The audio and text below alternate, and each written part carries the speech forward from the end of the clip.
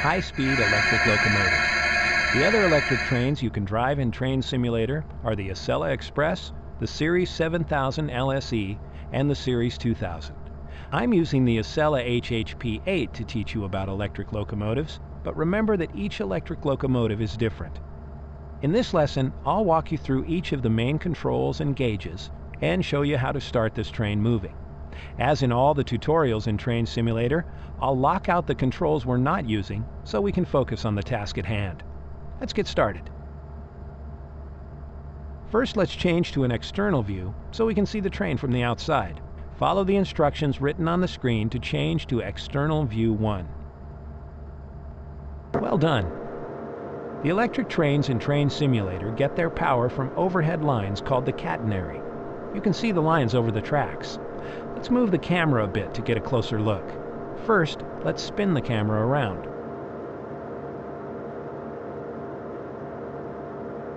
Now let's zoom in for a closer look.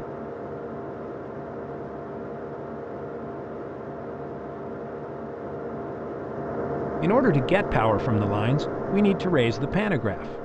The pantographs are the red metal bars on the roof of the locomotive. Raise the pantograph now. Great. Notice that only the rear pantograph was raised. If we were headed in the opposite direction, the other pantograph would have been raised because the trailing or rear pantograph is always used. You'll find that the pantograph has already been raised when you start most activities in Train Simulator, just as it would be in the real world. Let's go back inside the locomotive now.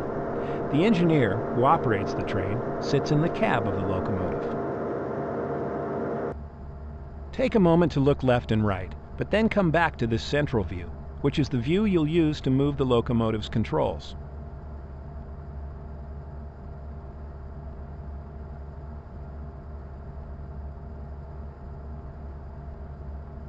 You can see that there are quite a few controls in this locomotive.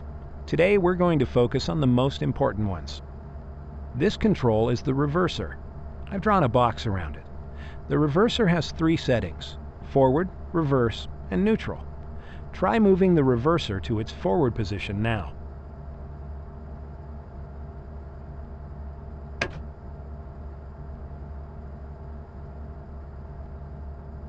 Great. Now, let's look at a few more basic controls. This control is the throttle. It sets your speed. Some locomotives have throttles with set notches. Others, like this one, allow you to move the throttle continuously. Don't move the throttle now. We'll use it a bit later in this lesson. This is the speedometer. Some locomotives have analog speedometers with needles on their dials. Others have digital speed readouts. And some, like this Acela HHP8 locomotive, have both. Next, let's talk about the brakes. This locomotive has two brake handles, one for the whole train and one just for the locomotive. Let's look at the train brakes first. This is the train brake handle. You use it to apply and release the brakes on the whole train. This is the locomotive brake handle. You use it to apply and release brakes only on the locomotive. The Acela HHP8 is the only electric train in Train Simulator with a locomotive brake, because the other electric locomotives are permanently coupled to their passenger cars. These are the air brake gauges. For detailed information about reading the gauges, refer to the help system. Here's a quick tip. The red brake cylinder needle on the right-hand dial shows how much brake pressure is being applied to the wheels. If it's at 0, the brakes are off. Let's try out the horn.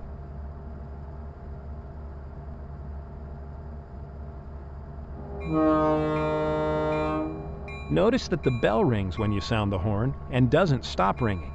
You'll need to turn the bell off by pressing the bell button. Good.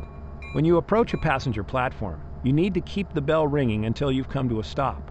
The best way to do that is to sound the horn on approach and then let the bell continue to ring.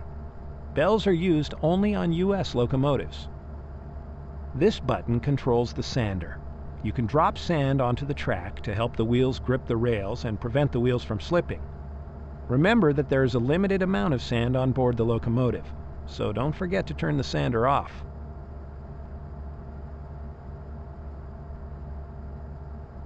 All these controls, gauges, and key commands can be confusing, and you'll have lots more information to keep track of when you're trying to meet a timetable. To keep your important information organized, we've provided an operations notebook. Let's look at it now.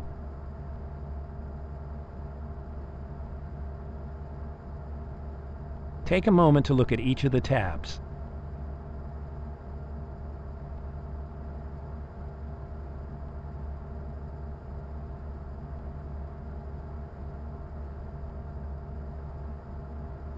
The operations notebook contains all the information you need to complete a run.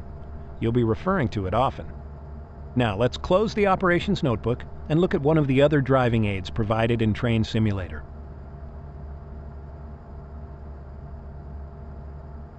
Once you've opened a driving aid window, you can close it again by pressing the same key command that opened it, or you can click the X in the upper right corner of the driving aid window.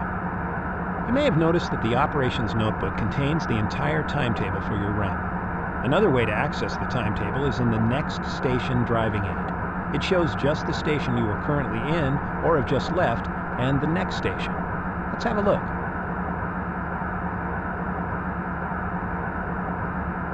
Excellent. Note that our timetable shows departure from the station at 10:05 a.m., so we have only a few moments to wait. You'll hear the conductor say, "OK to proceed" when the train has permission to depart. Do not move the train before you receive permission. Close the Next Station driving aid so you can see the cab controls better. To close the driving aid, press the same key you used to open it, or click the X in the upper right corner.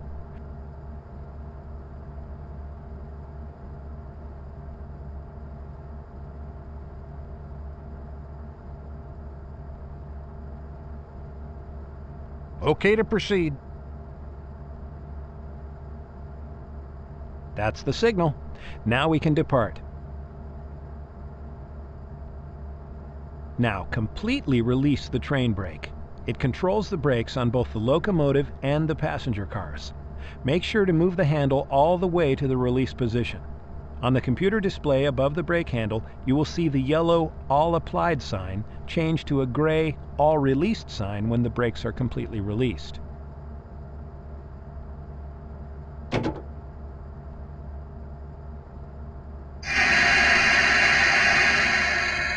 Okay, we're ready to move the train. Now, move the throttle away from you to start the train moving.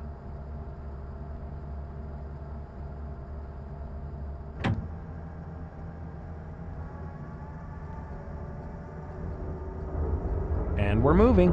Well done. This aerodynamic train is built for coasting. Once you get up to speed, you can move the throttle back to 0 and then increase the throttle only as necessary to maintain speed.